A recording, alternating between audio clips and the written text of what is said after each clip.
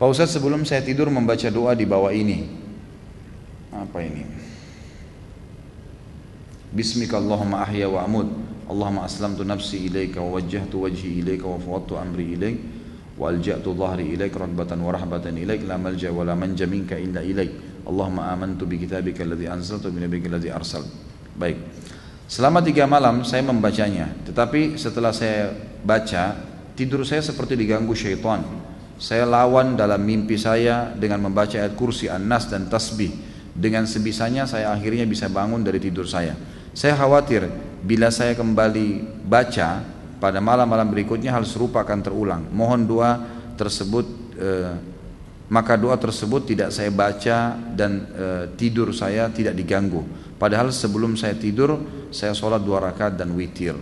Yang saya ingin tanyakan, bolehkah saya teruskan doa tersebut? Itu waswas syaitan. Nggak ada hubungannya antara kita baca doa ini lalu syaitan ganggu. Kalau kita baca doa ini dapat pahala. Dan memang tidak ada jaminan dengan baca doa ini kita selamat dari syaitan, nggak ada. Doa ini sahih, riwayat Abu Daud. Dua-duanya hadis sahih, gitu kan? Ini diamalkan. Tetapi doa yang dianjurkan yang bisa mengusir syaitan ada.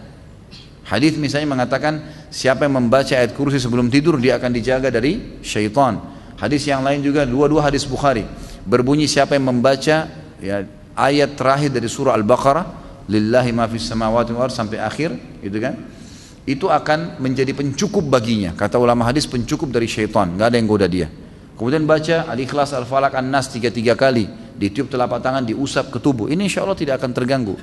Kalaupun sudah dibaca itu dan ternyata kita lihat dalam mimpi syaitan datang mengganggu, dan seperti tadi saya melawannya dengan ayat kursi, An-Nas, Al-Ikhlas, Al-Falaq, itu berarti memang kebanyakan seperti ini indikasi Anda ada gangguan sihir. Dan biasanya justru itu petunjuk dari Allah. Kalau Anda dalam mimpi berhasil membacakan ayat dan meniup lalu dia mati benar tuh, berarti Anda selamat dari sihir itu. Biasanya indikasi sembuh seseorang yang kena sihir itu, selain dia diruqyah, dia berdoa kepada Allah Azza wa Jalla, nanti dalam mimpi datang tuh, ada dilihat penyihir sama dia atau dia dilihat syaitan, gitu kan, kemudian dia bacain ayat, begitu, gitu kan, begitu. Jadi memang kita melihat dalam mimpi kita, Allah SWT berikan, malah itu positif. Maka saya sarankan lanjutkan, jangan malah berhenti, gitu kan, jangan malah berhenti, tapi tambah dengan ayat-ayat tadi atau bacaan tadi yang saya sampaikan, ayat kursi, 2 ayat terakhir dari akhir Al-Baqarah, kemudian Al-Ikhlas, Al-Falaq, An-Nas dibaca 3 kali, ditiup telapak tangan lalu diusapkan ke tubuh. Tentu yang ditiup diusapkan hanya Al-Ikhlas, Al-Falaq, An-Nas ya. Ayat kursi sama akhir Al-Baqarah tidak ada perintah untuk ditiupkan ke telapak tangan.